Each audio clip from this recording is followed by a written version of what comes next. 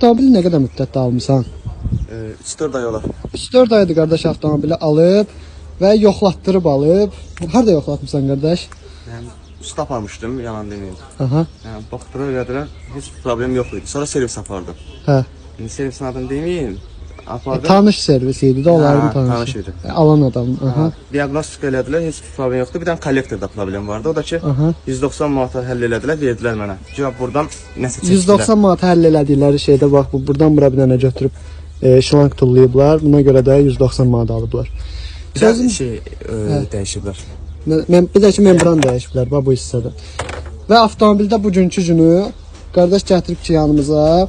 Bax nesinə motorxanasında aşıbqa var.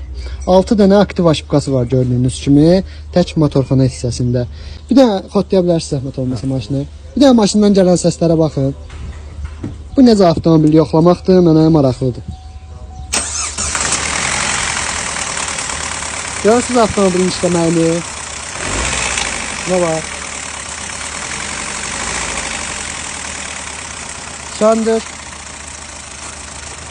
Avtomobilin gördüyünüz kimi səsi də işləməyə də bu vəziyyətdədir. Yəni deməyim odur ki, qardaş, avtomobili satanda və alanda mütləq şəkildə öz bildiyiniz yerdə yoxlatdırın. Gələcəkdə belə problemlər yaşaya bilərsiniz.